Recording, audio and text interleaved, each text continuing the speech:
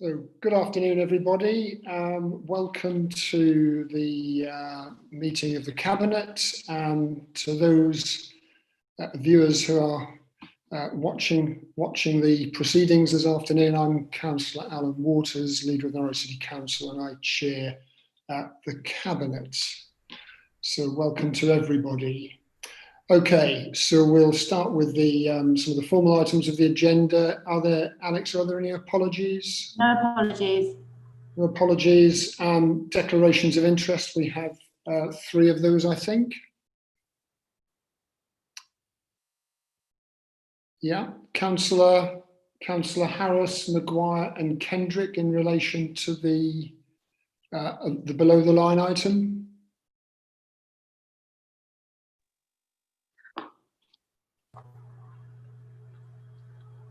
Alan, Council. Yeah.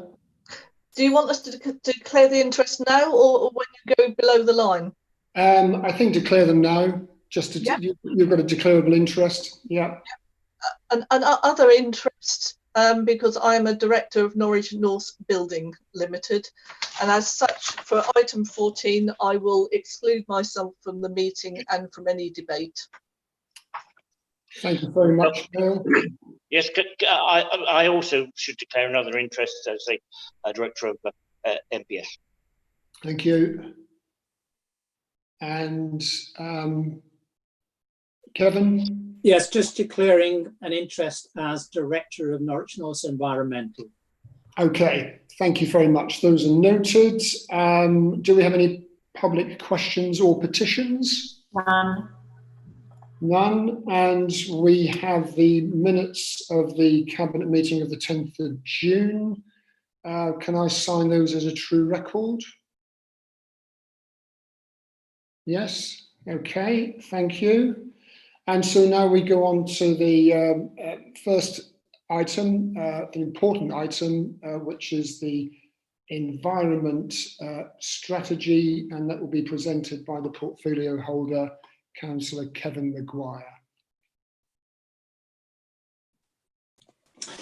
Thank you, Chair. What I'd like to do, if it's okay with you, is I will make some opening. Declare the interest now, or when you go below the line? I think declare them now. Just to, you've got a declarable interest. Yeah. And other interests, because I'm a director of Norwich North Building Limited, and as such, for items, you might have YouTube on. I will exclude myself from the meeting and any debate. Thank you very much. Hello. Yes, I also should declare another interest as a director of MPS. Thank you. And Kevin? Yes, just declaring an interest as director.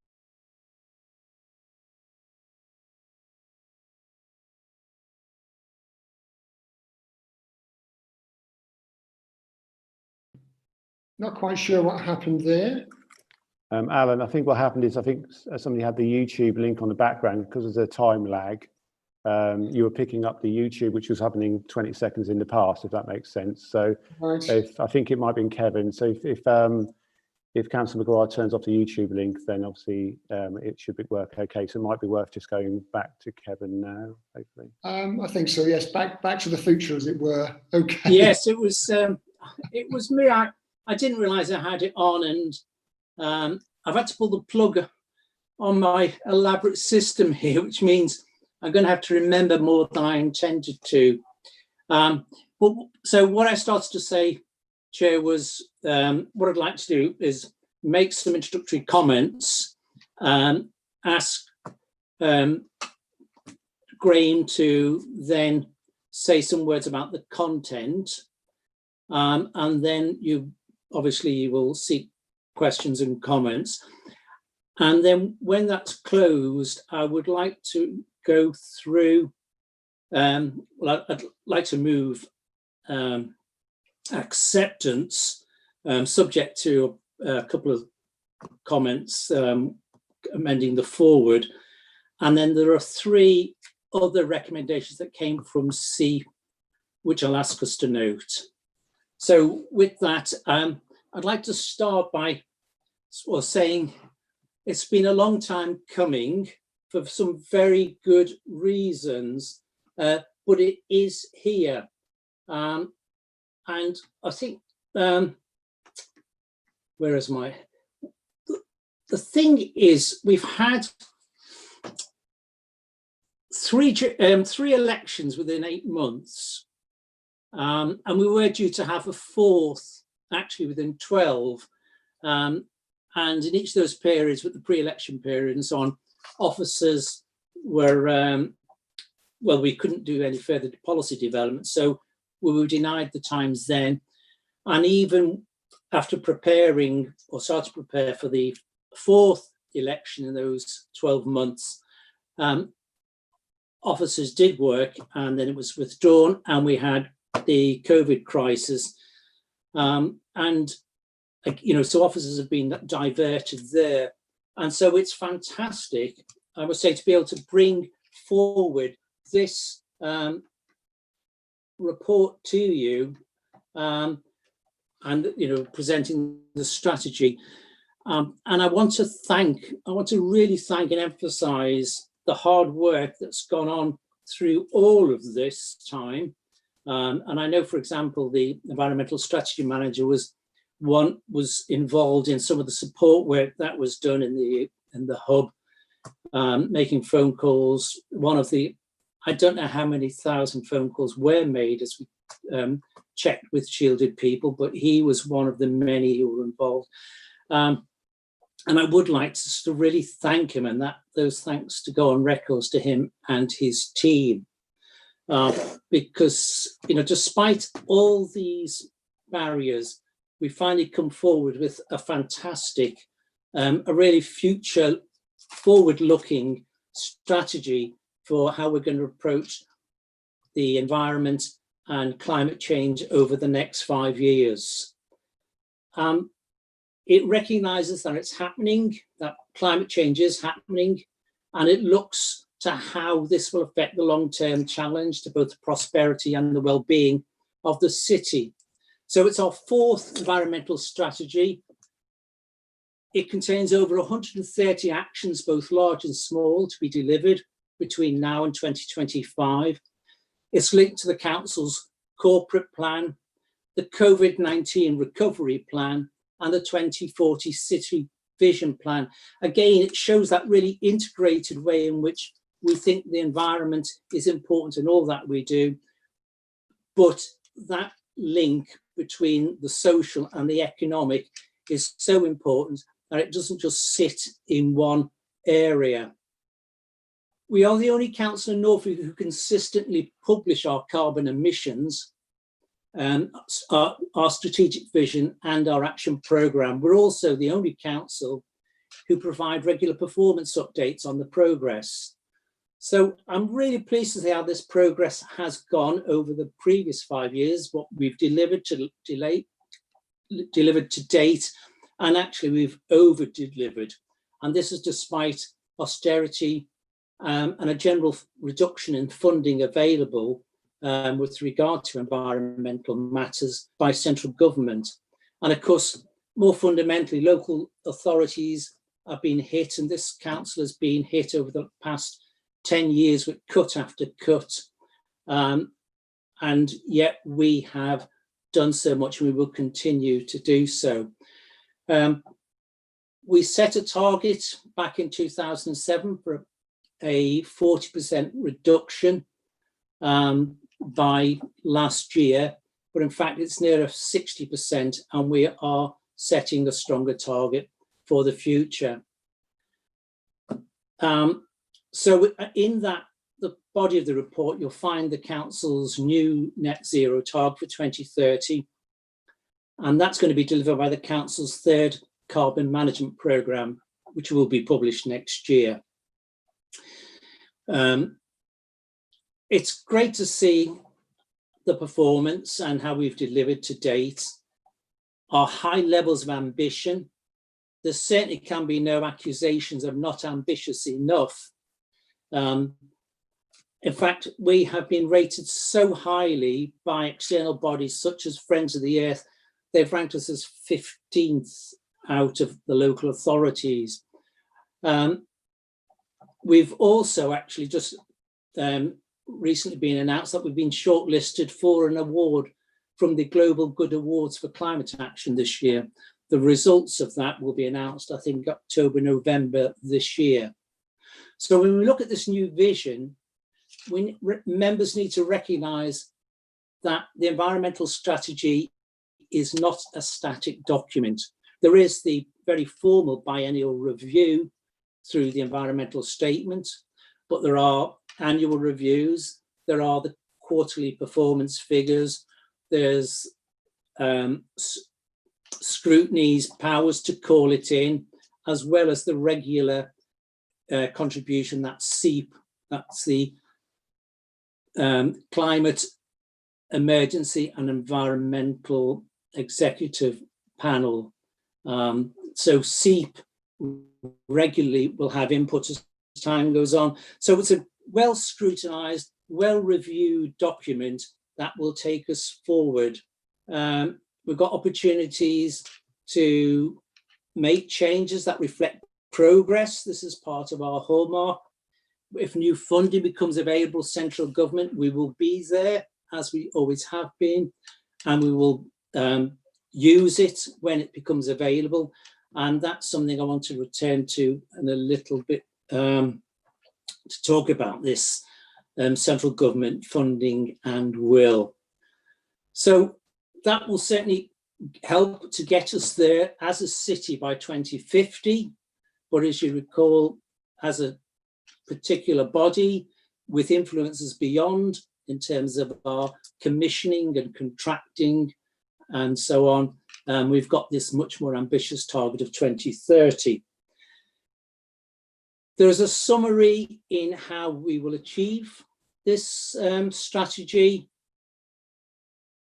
and we've, in working with that, we've had all sorts of input and help. So we're grateful to the Tyndall Centre and to Asher Minns, who spoke to the SEEP, but also has spoken to councillors at workshops and so on. So we're really pleased to receive that help. We've also got the latest scientific data, another hallmark of our officers. So I need to thank them for that as well. And also for entering into the public forum to get more discussion, debate and input. And as I've said, we need to thank, well, I'm sure we will thank them for that. Also, I'd like to mention thanks to the various stakeholders and members of the public who commented, sometimes very carefully and in great detail. One answer to one question from one consultee was 800 words long. So thank you for that. Our officers spent, I think it was about 6 weeks going through, it was a full-time job looking at that data, those data. It's going to make a real difference. We recognise that the level of change required is not something that any one organisation can achieve alone. We need to involve the people in the city, the businesses, the institutions, all working together. And of course, Graham, I'm sure will mention, for example, the business forum that emerged recently, which is something that is both the city and beyond the city in terms of its vision and contribution. Of course, increasingly, one of the roles we have is a leadership role. Councils generally have a leadership role, but as Norwich City Council, we have a particular one. We have to be in the vanguard for this, and as we have been. Over 70% of local authorities have now declared a climate emergency. We are all committed to taking action to reduce the impact of global warming.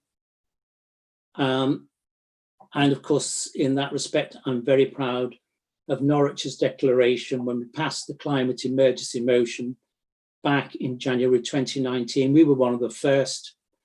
We developed a comprehensive strategy to make all the necessary progress. So I'm very pleased to present this strategy to Cabinet. It's visionary, it fits in with all our broader aims, and it's a fitting framework in which to work for the next 5 years.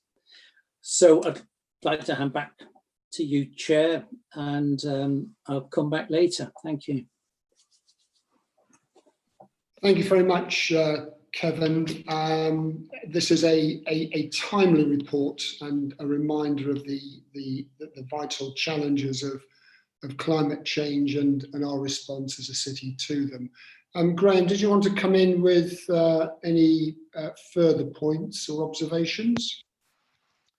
I don't wish to make any points further to Kevin's comments, but we will need to just update the meeting in terms of the discussions that went on at SEEP, which led to some minor suggestions about further amendments to the environmental strategy, and then some other things for comment.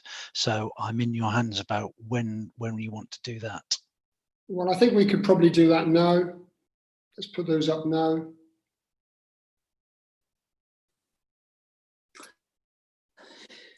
Okay, Chair. So I think in a moment, Alex will put them up in glorious Technicolor. Yep. Is that going to happen?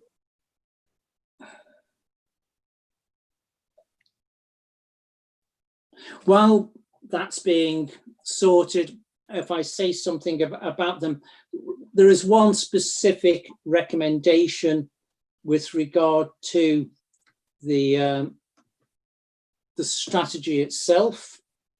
If I can find that, and that, here we are, it's coming up now. Yeah.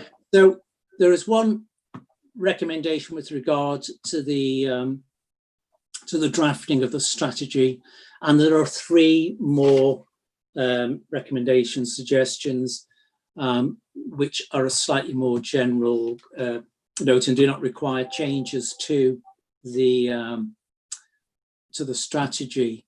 So the first one, Chair, is that we consider in a greater extent the impact of COVID-19.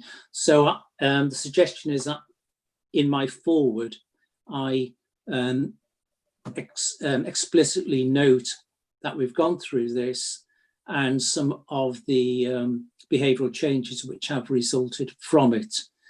Then we've got 3 general points which are not specifically related to the strategy, and they are, first of all, the use of the scatter tools and all the other tools. And of course, we are using them, and mention has been made of other tools as well. And, you know, we do, and we will take note and use the tools where appropriate. There is a request to consider or the commercial property investment strategy, and that SEEP might have a view on that.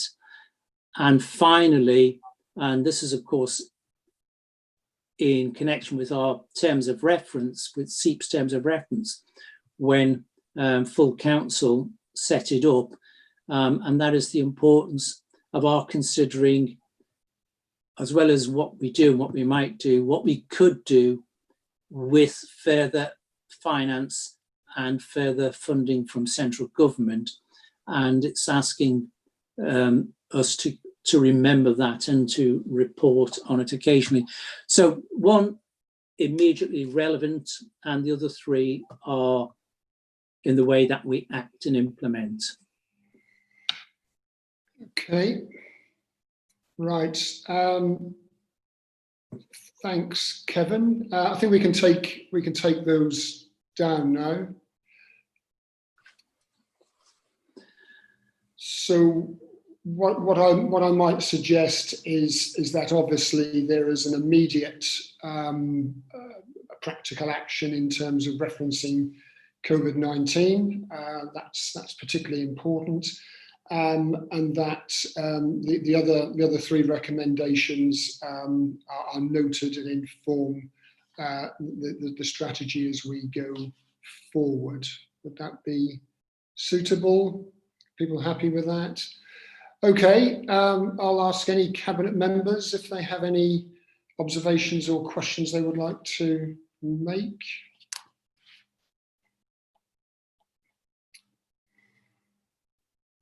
I mean, I must say, I do join Kevin in saying that this has been an exhaustive and iterative process, which it needs to be for such an important subject. So I'll ask opposition members if they have any questions. I think Councillor Osborne, is this your first visit to Cabinet?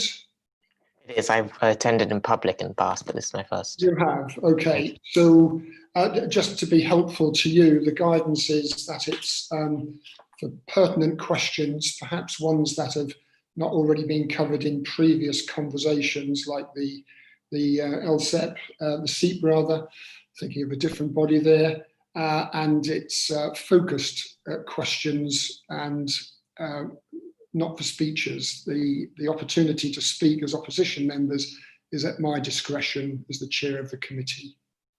So I'll take you first, Councillor Osborne. Yeah, thank you, Chair. And like Kevin and others have said, I think I want to thank also Richard Wilson's team and the amount of work that's gone into this strategy. There's a lot of good actions in it that we'll be supporting. We can't endorse the strategy itself because of the lack of science-based targets and the fact that it makes future claims about future emissions that are not backed up. But I want to ask a question about lobbying national government, which Kevin mentioned that he was going to come on to actually.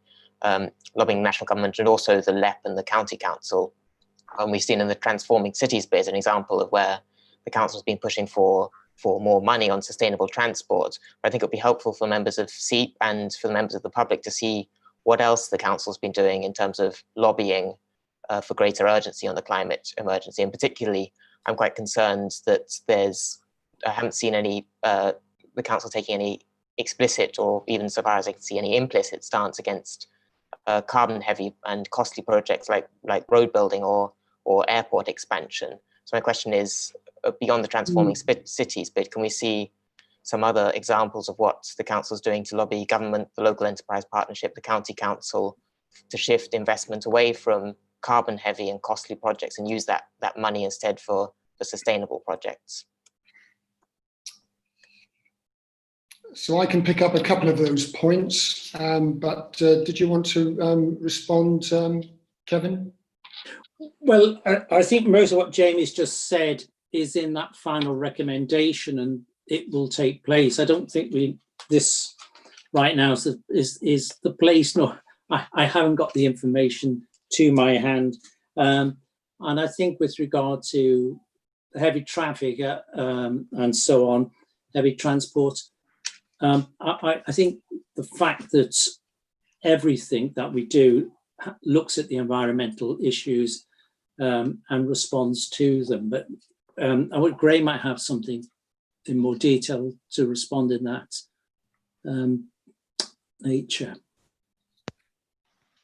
If you would like me to comment, I think Councillor Osborne raises a number of points that are quite broad in nature. Clearly, the environmental strategy is effectively a corporate document that follows through a list of actions so the council can achieve carbon neutrality by 2030 in terms of its own point. What it does is reference the wider city vision, and you will be aware that there is under the auspices of the wider city vision with our partners, we look to set up a wider climate change group that was led by the business community to take forward a piece of work about where we may head as a broader strategy, if you like, for the place of Norwich.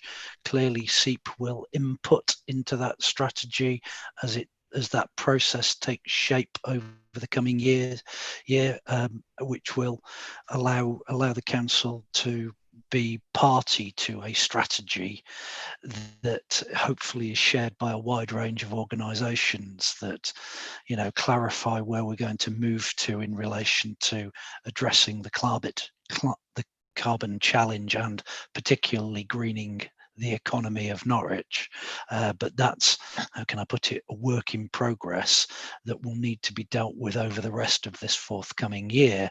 And where we find ourselves now is at the point of adopting the actions that the council is in control of to ensure it gets its own house in order and can deliver a carbon neutral council by 2030, which itself is no mean ambition, bearing in mind the financial challenges that the council is facing, both prior to COVID and arising from the challenges of COVID. Okay, any other cabinet members want to respond on that? Gail? Thank you. I just wanted to thank Kevin and the officers for the incredible amount of work that they've done to get us this far, and to reassure people that, you know, the work is always ongoing. So within the housing department, we have the prize of Goldsmith Street, which will, you know, be with us for many a year, and will lead the way for many other local authorities in building good quality energy efficient housing, whether it be passive house or passive house principles or enhanced standard. But also we have things like the thermodynamic hot water systems, loft insulation, new windows and doors. So nothing is seen in isolation. This goes right across all the services that we deliver. And I just wanted to put my thanks in. Thank you. Thank you. Okay. Anything else? Any other cabinet member? I'll bring you in a second, James. Okay, and just on the particular point of the local enterprise partnership, I'm surprised you raised that as a question, because last year I sent a copy to your group office of the work that the local enterprise partnership is doing with the Tyndall Centre on very ambitious carbon reduction policies, as well as work around creating a sustainable communities. And I'm very pleased that they have taken on that piece of work. So that's been in progress for the last 18 months. And I suppose the other point about encouraging government, I think probably every motion that we bring to council, every report we bring to cabinet and other committees has threaded through it that sustainability agenda. And clearly, when we passed a motion which set up the SEEP, one of the things that motion identified was the importance of all political parties lobbying on issues around sustainability. So I'd like to think that, that you and your group are doing the same thing. Nice if you could do it in alignment. Disappointed, of course, but never entirely surprised that you feel unable to support the environment strategy. But that's a democratic choice. Councillor Wright. Thank you very much, Chair. I would like to begin by associating myself with Councillor Osborne's comments, which I am fully supportive of.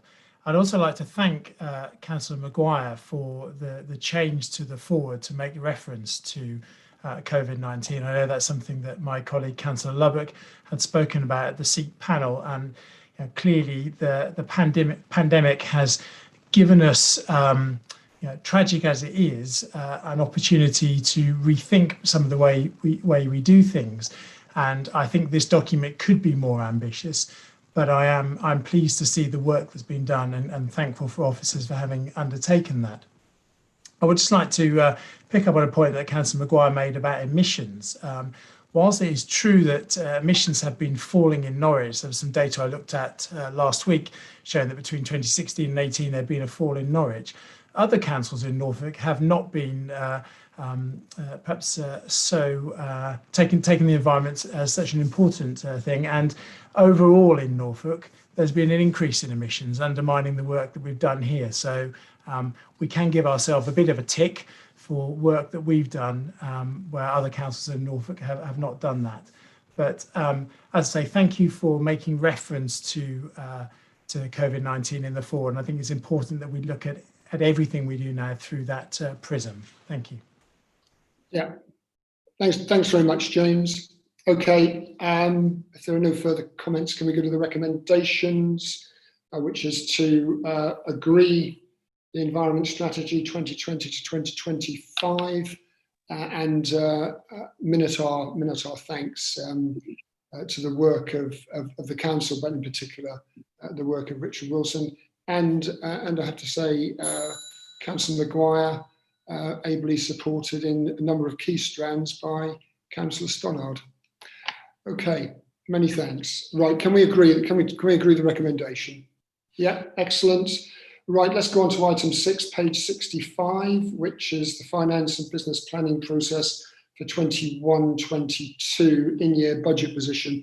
And the context of this, of course, is the impact of COVID on the council, both in terms of repurposing itself to address the pandemic and the challenges of lockdown, and the recovery plan which came to the last cabinet meeting and also then subsequently to full council, highlighted the significant range of work that was being done, the significant footings, as it were, of a strong recovery plan, but it also highlighted the financial impact on the council's own finances. And so this report is to contextualise some of those issues. So Councillor Paul Kendrick, would you like to introduce the report?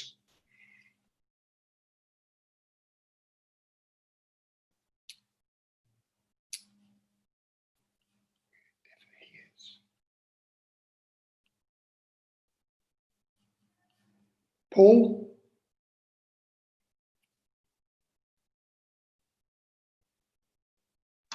Can you hear me now? Indeed we can, and looking forward to hearing what you've got to say. Sorry about that. Yes, I should introduce this and then I'll hand over back to yourself to deal with the supplementary paper. The council faces significant challenges in ensuring we can deliver high quality services for our residents in a way that guarantees our long-term finances remain sustainable and robust. Pandemic, combined with the uncertainties over levels of future funding from central government, means that the council will have to deal with challenging financial reality. The sustained period of austerity has put huge financial pressures on council resources, a position only being made worse by the impacts of the COVID-19 pandemic. The council will have to make savings this year due to the COVID-19. However, on top of this, we will have to identify and deliver longer-term budget savings to safeguard the council's finances and rebuild our levels of reserves. This paper updates the cabinet on the current in-year general fund budget pressures. Senior managers have identified a range of in-house savings. Sorry, a range of in-house savings options to address the budget position. Although this is likely also to require the use of some financial reserves. Paragraph 17 shows the types of areas identified to deliver the necessary savings. Since the publication of this report, the government has announced additional funding for local government, including an additional £500 million of grant funding, as well as a scheme to reimburse councils for the proportion of lost fees and charges income. As for more guidance becomes available about allocations and the methodology, the budget forecast will continue to be redefined. The paper also sets out the process and timetable for developing the budget options for 21-22 financial year. Budget decisions will need to balance delivering on the ambitious and priorities of the council while ensuring the authority remains financially sustainable over the medium and long term. Thank you. Okay, thank you very much, Paul, now members have been circulated with an extra appendices, which is number 2, and it's the Norfolk Strategic Fund contribution. I'm going to introduce this short report because it's a piece of work that's collectively done by all of the Norfolk councils, and we have regular leaders meetings. So on the 12th of June and the 3rd of July, we discussed the creation of a Norfolk Strategic Fund to support the economic recovery. And that is really designed to be a fund which can be agile, can respond to local circumstances, and it's intended to tie in with the broader COVID recovery plan of the County Council and the District Council recovery plans. As I referred to earlier this afternoon, our recovery plan went to the last cabinet meeting for ratification, and also the other partners, particularly the new Anglia Local Enterprise Partnership. So all of these different strands are brought together to try and provide some resilience, some support, a funding stream for helping the economy recover, in addition to funding from central government. So a total of something just under £6 million has been allocated to the fund. And this is a mixture of future business rates, pool income. This is a collective pool between the county and the city and the other district councils, or we will make contributions to that. And additional central government funding, match funding, one would hope, is being sought to maximise the amount that's available for local support and investment. And the Local Enterprise Partnership is also bidding for further funding to help with the Resilience and Recovery Fund.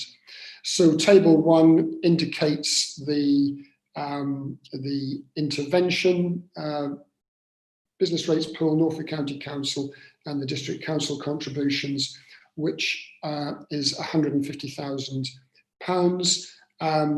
We will, if we endorse this, we will take the funding from the council's reserves, drawing on a proportion of the £3 million underspend from the 1920 financial year. So when we come to the recommendations, that will be one we will have to determine. Okay. So Hannah, would you like to add anything to the points that Councillor Kendrick has made in his opening remarks? Only just to reiterate that obviously since we published this paper, we have had a subsequent announcement from government about some additional funding for local authorities at the tail end of last week. In particular, a scheme to reimburse us potentially for some of our lost income streams. We haven't had the detail of that yet. And as and when we do get that detail, we'll continue to refine these forecasts as we go forwards. So just to kind of flag that up.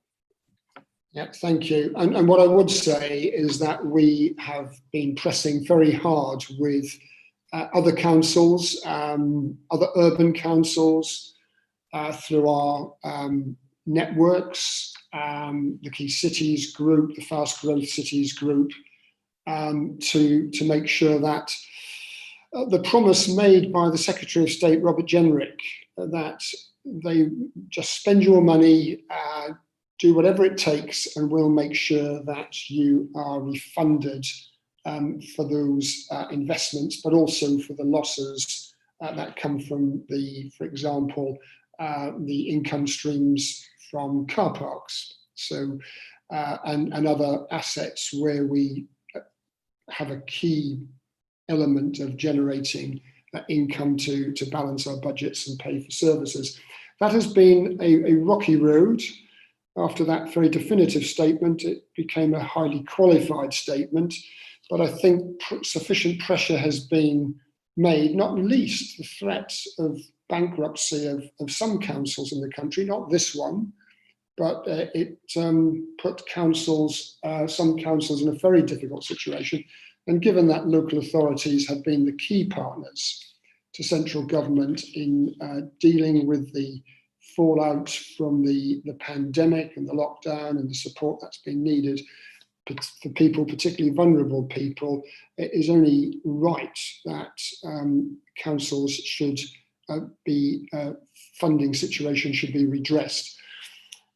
It is not perfect, but it is a significant sum of money. But as Hannah says, we will need to see small print, and that will be reported as soon as that information is available, and that will influence what decisions we need to make financially in this financial year to make sure that we have a stable budget going forward into the medium and longer term. Are there any further comments? Karen. Thanks. It's a question to Hannah. Do we know if the further funding will be coming directly to the districts, or whether it will be given to the counties to divide up between the districts? Thank you. So the government announced another £500 million worth of sort of emergency COVID funding. We haven't seen any breakdown of that yet, but my expectation was we would get a share of that directly, but it may not be a significant sum of money. There's also been additional funding around rough sleeping and homelessness. That may well go direct to the county. Again, we're still waiting on that confirmation. And the scheme around the loss of income, that should come directly to us. Okay, any further observations, cabinet members? No. Okay, I'll take questions. I'll start with James first. If you've got any questions at all. Yeah, thanks very much, Chair. Actually, just a practical question. Given that there are so many factors that are up in the air about funding at the moment, is it the expectation that this document in revised form will be a regular feature at Cabinet? I sort of lost track slightly of which are the regular finance documents that come anyway, but might we expect to see this back in September? Thank you. Hannah?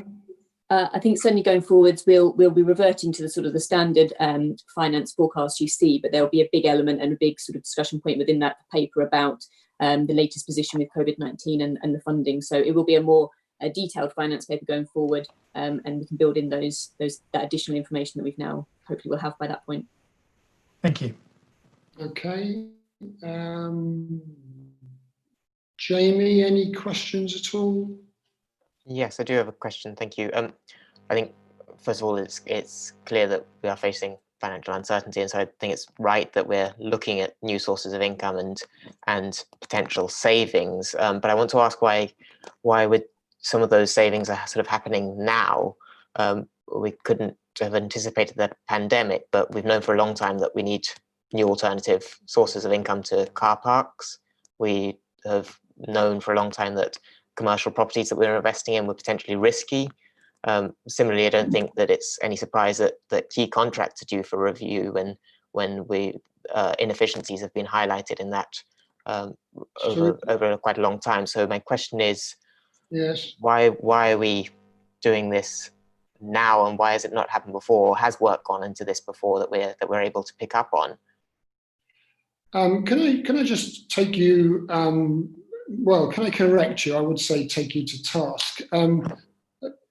We do not collectively know that sources of funding from car parks is somehow an adverse or bad thing. It helps to pay for vital services. And we had the discussion long and hard about the careful investment in commercial assets, which is a long history of this local authority. And again, helps to provide and sustain funding. And I think if we're talking, as you did in the last item about lobbying government, it would be very good to see you perhaps question why government have removed the needs-based revenue support grant, which is a vital building block to authorities like Norwich, and has subsequently required that we have had to find other sources of funding to make sure that we provide the services that people need in the city. But I'll bring in Councillor Kendrick, who wants to make a comment. Yes, I completely repudiate the basis of the question itself. Our car parks have generated a great deal of money, so have our commercial property acquisitions, and they've actually helped protect frontline services in Norwich, which had we not had those, that we would have had to have made substantial cuts. And I certainly do not accept that there are great inefficiencies within our contracts. Yes, of course, we are always going to be, not only now, but also in the future, moving to use more latest technology to improve them and make them more efficient. But I think the Norwich City Council is a well-run authority which has a proven track record of being able to protect its services and run it in a manner that is highly effective and protects our frontline services. Right, okay. Any other comments from anybody? Right, let's go on to the recommendations then. So the recommendations on page 65 are to note the latest in-year budget positions and to endorse the approach and timetable for the setting of the 21-22 budgets. And the second recommendation is to approve the general fund revenue contribution of £150,000 to the Norfolk Strategic Fund for economic recovery purposes, and that resource, that funding, to be drawn from the underspend in the 2019-20 financial year. Can we agree those recommendations? I'm assuming we can. Excellent. That's very good. Thank you very much. So let's move on to the next item, which begins on page 83. And this is in my name. This is the quarterly quarter fourth for our corporate performance report for 2019-20. So it's a review of the progress against our corporate plan priorities. And as always, it's a document which is a working document, so suggestions for future actions or reports to address any areas of concern. So I'll briefly introduce this. Colleagues will be familiar with the rationale for having a corporate performance report. And this time, the format is rather different. This is due to a change in reporting software. You can see that in the appendices. And this is an interim format and will be replaced by new software, which is fully operational a bit later in the year. I certainly think it's a report which is more user-friendly online because you have it in glorious Technicolor, but nonetheless, it's a very important piece of work that is carried out to enable us to see where we are being effective, where we need to make adjustments. And in the context of COVID, of course, the report makes it clear that there is some data which has not been gathered, but will make an appearance in later reports in the cycle. So if you have a look at paragraph 9, and just above that, the overarching KPIs and the RAG rating, covering the key areas of our corporate plan. A number of those are green. One is red, the other one is amber, and there's an explanation for why that pattern is recorded. So just to run down some of the key points in paragraph 9, hardly surprising perhaps, volunteer hours in parks and open spaces has significantly increased. And that's a really good piece of work, where we're doing a lot of work around building as it were, social capital. The Chief Executive's report, Tourism Recovery Plan, referenced the importance. This is an area of development, but it also is of credit to the officers who are working with a whole range of community groups across the city to strengthen them and give them support and resilience and independence. Food premises remains above target. Worth remembering that the food safety team have been extremely busy in dealing with the issues around COVID and public safety. It's very good to see that we're winning planning appeals, a very high percentage, certainly compared with the national average, and that is an indication of the quality and the work that goes into preparing reports for planning committee. 2 listed buildings, Plantation House on Earlham Road, the result of a sinkhole. Parts of Norwich are a little bit like a crunchy bar, thanks to our medieval predecessors. And 16 Elm Hill, which has been restored for the council by the Norwich Preservation Trust. Very significant development in terms of digital inclusion, lots of customer reporting, increased skills and confidence, and of course this has been given an extra burst of engagement during the COVID period. People interacting with the City Council, but also the support for people to work their way through the minefield of universal credit, just to take one example. And carbon emissions, again, reduced, slightly below the range targets, but actually against the overall target significantly above that. And some very important work in regards to HMO enforcement with the major appeals case in play, and the number of rented homes made safe in this period because of the COVID pandemic is less than we would expect, but nonetheless, this is a very important area for the council going forward. And so in terms of some of the financial issues, remember in terms of the budget, each year we have to find £2 million worth of savings, at least. That's kind of built into the flawed financial system under which we have to operate. But the resilience that we have as a council in terms of identifying savings targets and so on is still very robust. And there's been some slightly lower than average monetary gain per user for the Better Off website, but we'll be looking at that contract when that comes to an end in September. And of course, some very good figures around energy efficiency with regards to council homes. But as I said, there will be more data coming through once we're through the COVID period, and that will be reported in due course.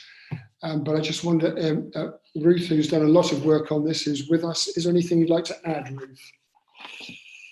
No, I think that's a good summary. I suppose the only thing to mention is that this is just reporting on the outputs of the corporate performance report, because we're separating off the outcome data, and that will be reported separately, both in sort of dashboard formats in due course once we've got set up with our new system. Yeah, thank you very much, Ruth. So are any cabinet questions or observations on this? Yeah, Matt.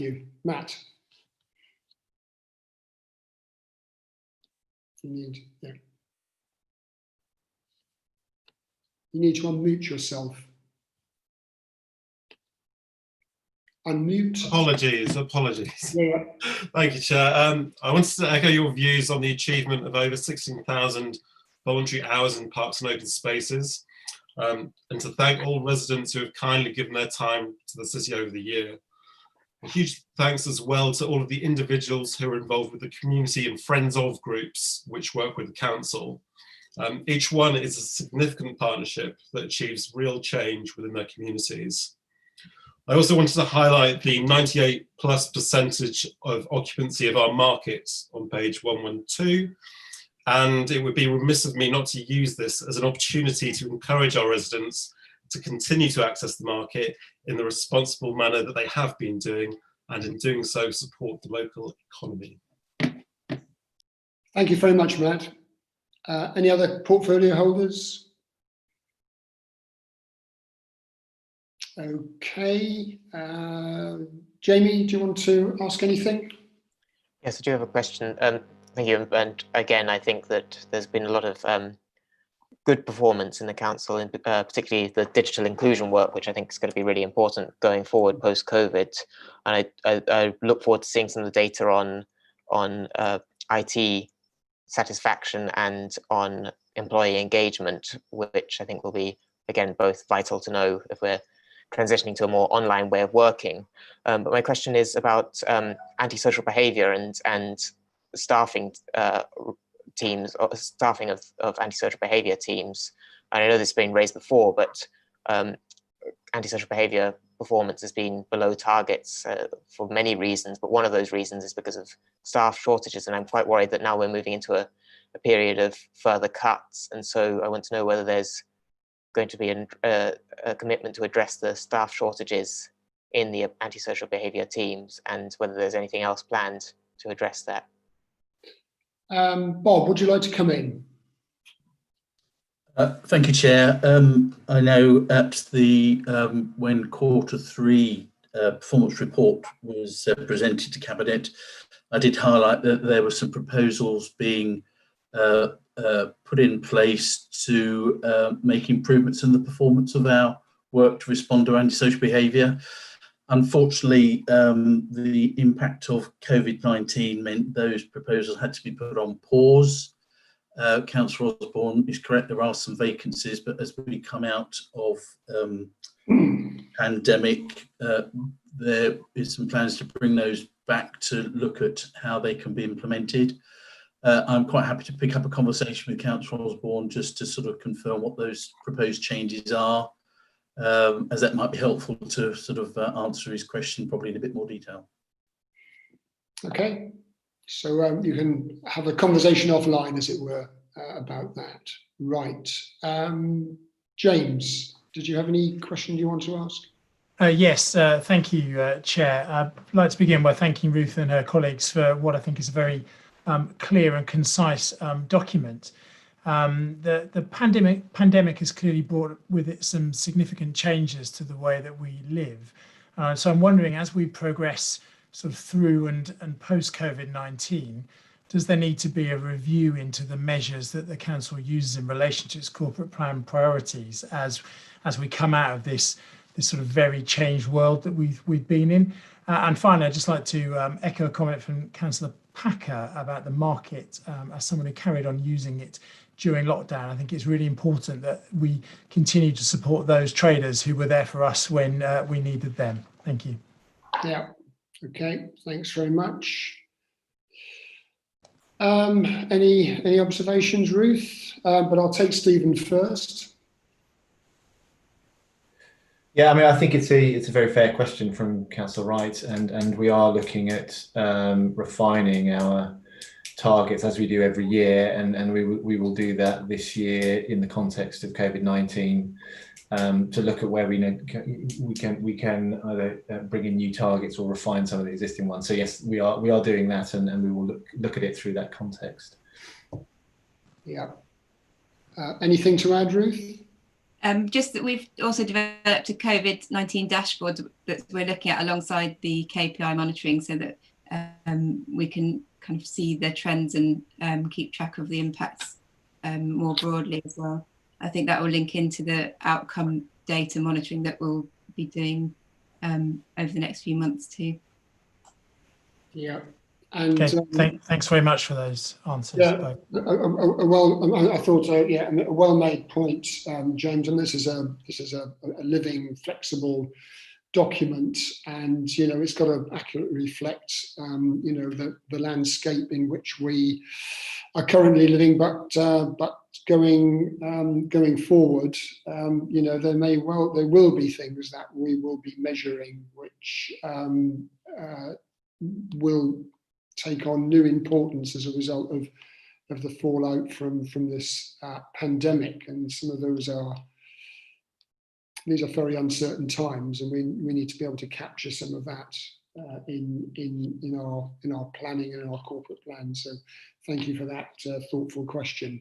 Okay, so working document that it is. Are we happy to note this report and accept the details? Okay, thanks very much, and many thanks to you and your colleagues for all the work that's been done on this.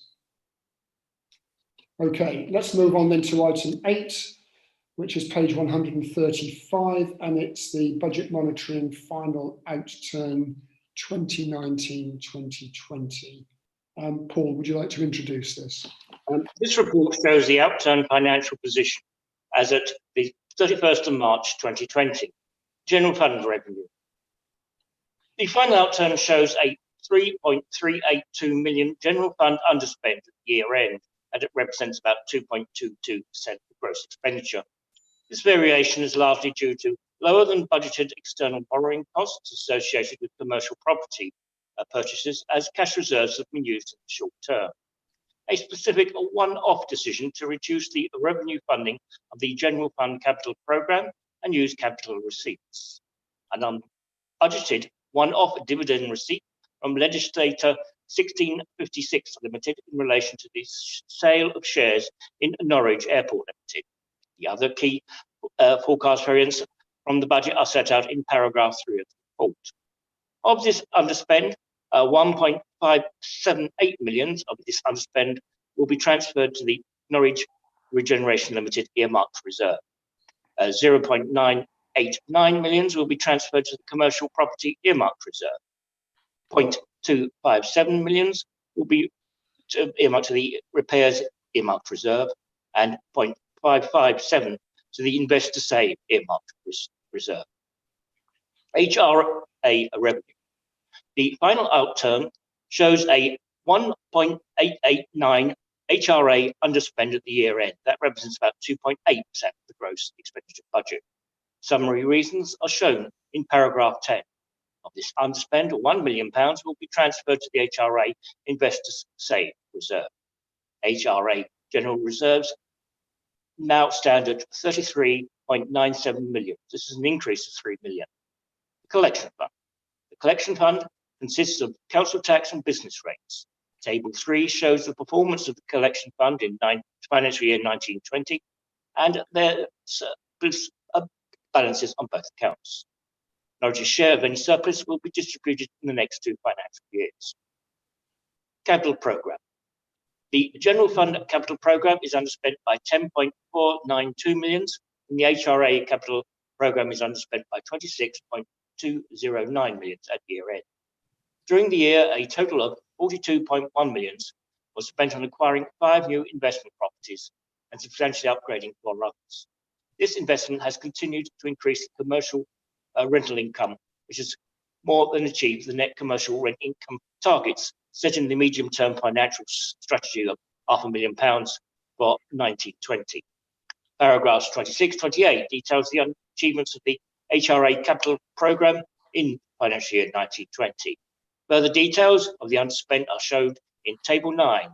Some budgets are expected to carry on forward into the financial year 2021 to enable developments to continue.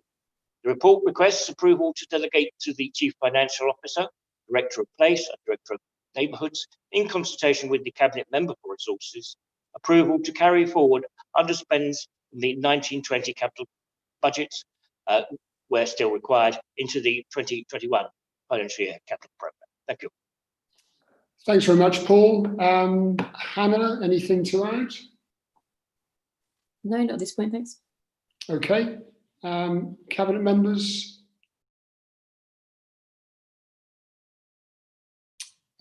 James? No questions? Jamie? Yes, I do have a question. I think, again, it's the council and the work of Hannah in particular is to be commended for turning out a budget here that spans the books and in spite of everything. But my question is about the number of underspends, which in the highlighted in the budget, there's quite a lot of them. And they seem to be in areas where there's often frustration from residents about delays. For example, estate aesthetics, tower block regeneration, heating upgrades, windows and doors upgrades, and CCTV. Those are all areas that people have contacted me about, expressing concerns about delays. And so I wonder if you can comment on the reasons for those delays, the impact of the underspends, and whether there's what's going to be done to address those delays and those underspends in future. Well, some of those, of course, are described in the appendices as an explanation. But are there any officers who want to make any observations, Hannah? In a generic sense, perhaps?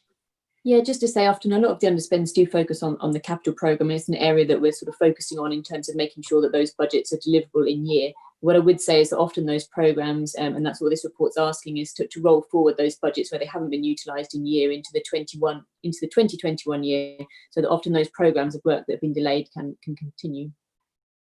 Yeah, and it's also about prioritising work as well. So that's another factor that to put into the balance. Gail? Thank you. It's always very difficult to tie down specifics for a year. Sometimes things can be delivered ahead of schedule, say, for instance, Bullard Road. Sometimes they have to go over more than 1 year. The work, I mean, Jamie, you mentioned tower blocks. Well, we've put a significant amount of investment into tower blocks with new doors. Sometimes when you're trying to tie down a contract, we really have to go into them in incredible detail, and this takes time, and it would be negligent of us to rush into things. I think, Councillor Kendrick gave a really good sort of resume of everything, but I would pick up on a couple of the things with the new build and money given to registered providers. New build takes a long while to get through from the planning process, or even from the conception to actually starting the building completing. We've certainly got ambition, and I hope that in the next cabinet meeting we might have some more details to share with you. It's the same with we underspent on the amount of money that we gave to registered providers in grants. That's because registered providers were able to get a better deal, really, from the government, who would fund some of their developments with 50%, and we could only give a right to buy receipts up to 30%.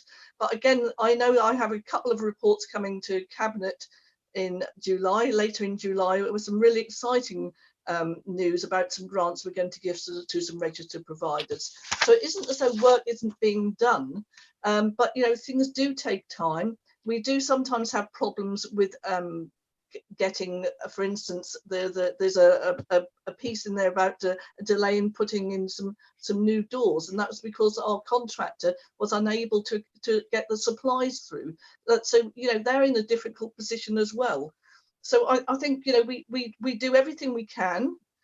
We do watch our contracts, but you can't suddenly think, oh, that contract is not going to happen, so I'll put the money into something else, because things cannot be turned around that quickly. So I want to thank the officers again for this report. I want to thank everyone who's had anything to do with actually looking at our contracts, and the operatives who've actually done the work. Thank you. Thanks very much, Gail. Any other comments from colleagues?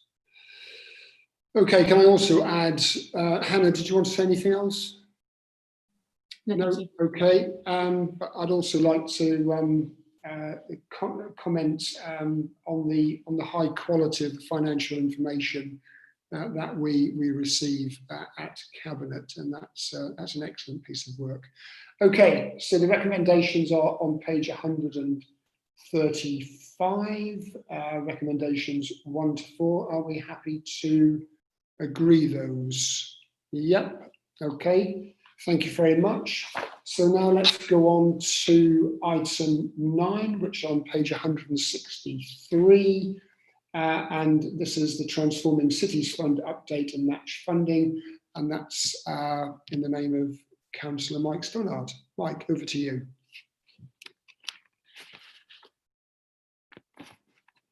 Your microphone. Microphone.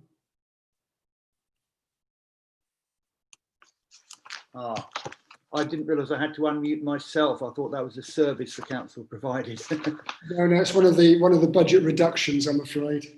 Yeah, absolutely right. Okay, so this is really exciting to bring colleagues. We've talked about the Transforming Cities Fund before, of course, and it was something which initially Norwich was back in 2018, one of only 12 cities that was shortlisted to be able to bid against this very large fund for sustainable transport initiatives in cities. And in tranche 1, you may be aware, we received £6.1 million, and you'd have seen the improvements associated which have flowed from that around the city. So the Beryl Bike Scheme, refurbishment of the bus station, better cycling infrastructure on Prince of Wales Road, public realm improvements in London Street, and the pedestrian crossings at the junction of Dereham Road, Bowthorpe Road and Mile Cross Road and Higham Road. So I'm sure you've seen those improvements around the city, and that's a positive benefit. There was then a second tranche, and we were invited to put in for a share of that, and we put in an ambitious bid. There was a medium, a high, a medium, and a low expenditure submission, which is what we were asked to do. And the amount of money we were seeking there was between 58 million and 131 million. And sadly, we were not back at that stage, and we were asked to resubmit. So we weren't successful at that stage, and we were asked to resubmit for a share of 117 million alongside Stoke and Portsmouth. It now looks as though, although we've been asked to present revised high, medium and low cost packages, the allocation will be on a per capita basis. So it's very different to the previous rules we were working towards. So we have resubmitted, and we're still awaiting the outcome. But the schemes that we're proposing along through the county council, located in the city centre and along 5 transport corridors. You can see those listed in paragraph 6. You'll see also paragraph 7, the cost of the high, medium and low packages. You'll see that includes also a contribution from different contributions. So the total amount of the Department for Transport Transforming Cities contribution is lower.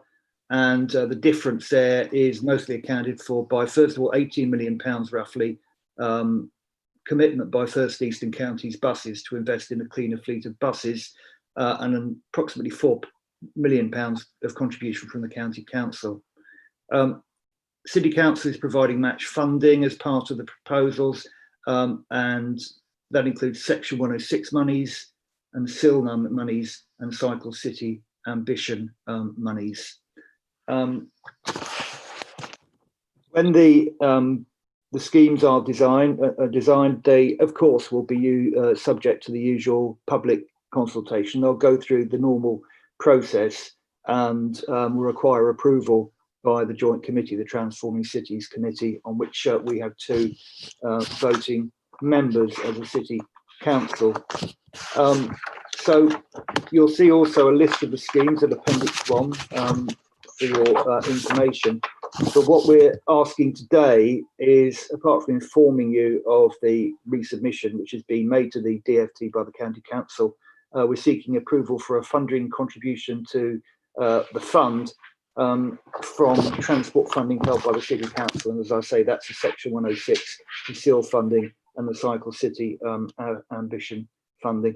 I would say also, just to reinforce that that list of schemes is something that we have worked with the County Council on, and they've been very amenable to the suggestions and proposals that we've made, and we're satisfied as a council that this represents a very good investment for us in more sustainable transport and more inclusive transport infrastructure. So I would commend this to you. Thank you very much, Mike. Ben, did you want to come in? You'll need to unmute first of all. There we are. I think Mike has, summarised the report that I've written very well. The report contains a link to the submission made by the County Council, which contains a lot of information about the individual schemes and the actual business case for them. So I don't propose to describe those in any detail. However, if people have questions, I'll attempt to answer those. Thanks very much, Ben. Cabinet colleagues, any questions, observations at all? Okay, James. Thank you, Chair. I merely want to observe that what a shame that the DFT seem to have moved the goalposts, and the amount of money that we could have had seems to have dwindled down somewhat. Yes, that's the interpretation of some version of Boris Johnson's levelling up by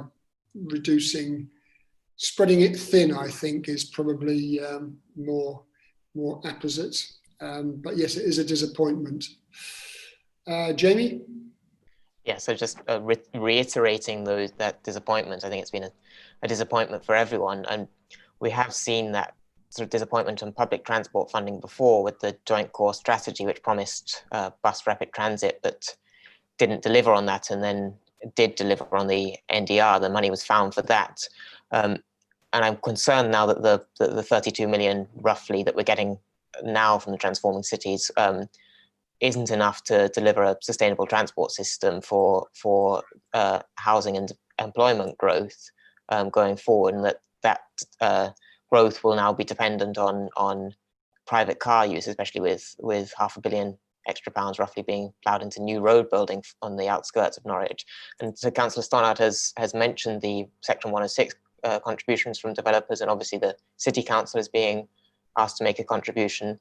But where will the rest of the money come from for a sustainable transport system? I realise that the City Council is not in a position to do a lot of that work, but do you have any idea as to where the rest of the money will come from?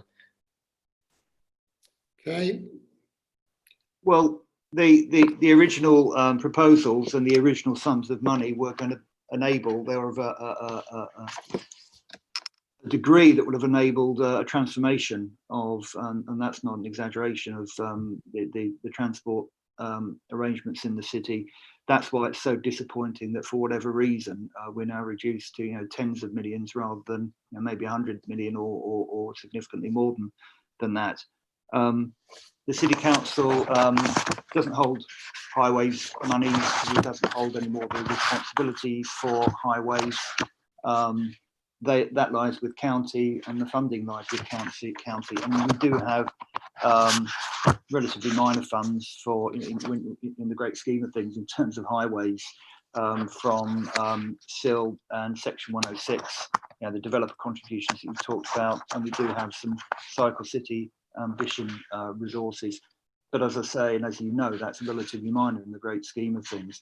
So if we're going to transform, we're going to go further than we are here. And let's be clear, this is very good news. It's good news because we're going to make some really big, important changes, just not as ambitious as we'd like to be and as transformative as we'd like to have been. If that's going to happen, if we're going to make major transformational change, got to come either the money from central government or from the county council. And I'm not convinced that the county council is either willing or even able, actually, given they've got their own financial problems, but also perhaps not willing to make the sort of transformation, put the money into the sort of transformational change that you and I might want to see. I think they have other priorities for the highways budget and other priorities for other budgets. So that's the answer to your question. Unless government stumps up money, which is how we paid for most of the changes we've made, it's been specific government grant over the last 7 or 8 years. Unless that happens, I'm not optimistic. Okay, Ben, did you want to add anything? Only to say that we will do our very best to try and influence the county council in the production of transport strategy and the prioritisation of schemes that emerge through that.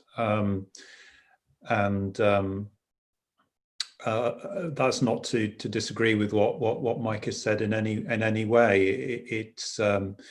It does help, obviously, to have a clear idea about what our priorities are. So there's benefit in us developing those, so that when central government announce new funding regimes, as they do at intervals, we are in a position through the county council to secure that funding. And I think it was demonstrated in 2013 when the previous year we had taken the initiative to essentially create the cycle network conceptually and publish the cycle map to support that it enabled us as a city council to secure the millions of pounds that we then got for the cycle ambition funding. Had we not done that preparatory work, I don't think we would have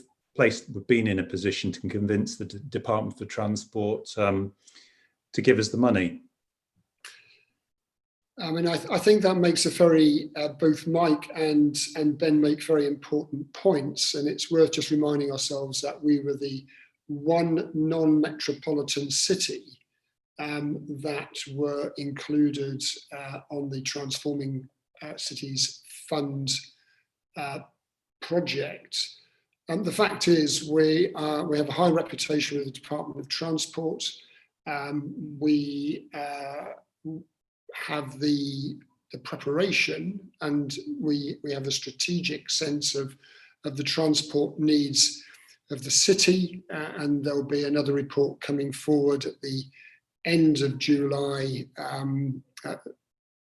fleshing some of that out. But also, there are always other funds. Government is often pumping out initiatives and asking for bidding, and the fact that we are a Transforming Cities Fund and we are a city deal authority and so on gives us opportunities to promote the needs of the city and get funding streams. We've been very successful at that, and we have very capable officers to support us, and also the political vision to apply to get those resources into the city. So disappointing at one level, but as Mike says, this is a significant sum of money, and we are making the best use of it as part of our work around literally the transformation of the city. Okay, are we happy to accept the recommendations? Yeah, okay, let's move on then to item 10, which again is Mike. It's Landscape Services Agreement with the County Highways, rather than the joint highways, sadly. Mike, over to you. So this actually is something which has been thrown up by the demise of the Highways Agency Agreement. So basically,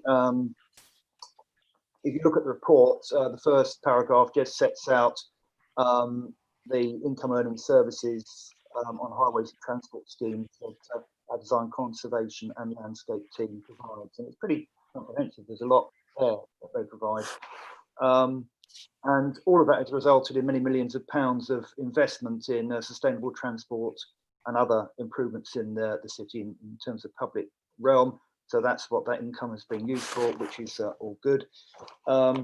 But those staff weren't working under the Highways Agency Agreement, and they have remained City Council employees. But the ending of the agency agreement, which you're aware of, introduced a risk that our services wouldn't be used, and that would reduce our ability to enhance the landscape and design quality of schemes and earn income. So we agreed with county. That we needed to have a legal framework, a legal arrangement that would allow them to continue to use our services, and that's what the legal arrangement attached to this report is. I have to say, I'm not a lawyer, so if you've got any questions on the legal aspects of it, please don't pass them to me. But I'm sure there are people in the meeting who can answer any detailed questions of that nature. We'd like to have a longer term arrangement. We'd like to have a 5-year agreement, but the initial agreement is just for 1 year. The ambition is then to renew for 5 years. That's what both parties would want. So the recommendation is quite simply to approve entering a 5-year agreement with the County Council to provide fee earning landscape and services on highways projects. So and the financial indications are set out there as well. It's a service which effectively washes its own face, and the income covers the costs. Thanks very much, Mike. Very, very concisely expressed. Anything to add, Ben? No, nothing to add. Thank you. Okay. Any questions from anybody? Karen? Yeah, so this is obviously to provide landscape services on highways projects. Do we have any input into the services we provide, or are we being told by county to deliver services? Because there may be some services that we do not morally agree with providing. Where do we stand on that? So the county can ask us to provide services, but we don't have to provide them. You know, we wouldn't, if they wanted us to undertake a piece of design work that, you know, the city council didn't necessarily support, you know, we're not obliged to actually accept that work. Equally, I mean, my team is the one that provides these services, and what I'm very keen to ensure always is that there's a balance of work and a balance of activity. So, for instance, we do design and project management work in support of our green spaces team to enhance our parks and open spaces. Similarly, we're looking to do work in support of housing colleagues around some of the estates as well. So we wouldn't want to bias our activity too much towards the transport work that is commissioned by the county council, either in financial terms, because that's a little risky, or because it would result in us neglecting some of those areas and projects that perhaps would be of greater, considered to be of greater importance politically within the city. Okay, Karen. Okay, good. Any other comments from anybody? Cabinet colleagues? James? No, nothing for me on this. Thank you. Yeah, Jamie? Yes, just do you have a question that perhaps is sort of similar to what Karen asked, and it's good to hear that you know, we have some sort of choice in what schemes we deliver. And my question is sort of around choice of those schemes, but also around how they're delivered. Unfortunately, in the past, in some of the transport schemes, we've seen some loss of biodiversity, and for example, the loss of green verges on Bluebell Road, or the loss of planting and new planting, which is on a smaller scale on the Prince of Wales or Tombland.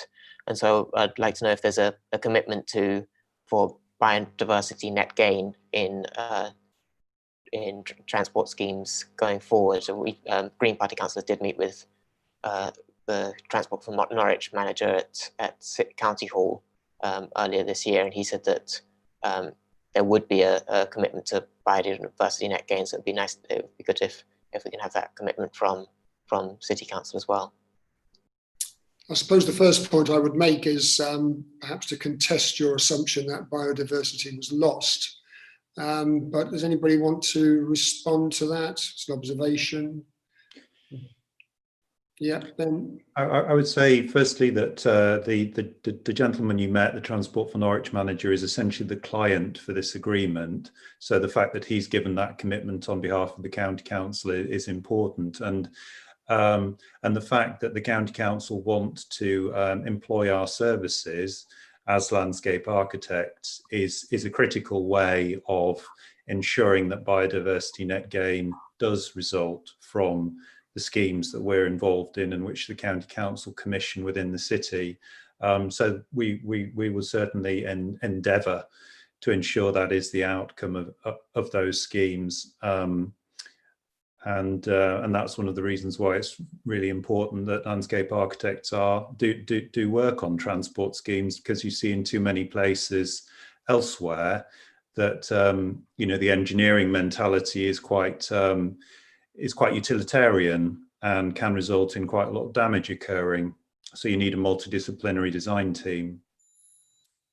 Okay, thanks very much, Ben. That's very helpful. And since there's a legal document attached to this, Rachel, is there anything you wanted to add?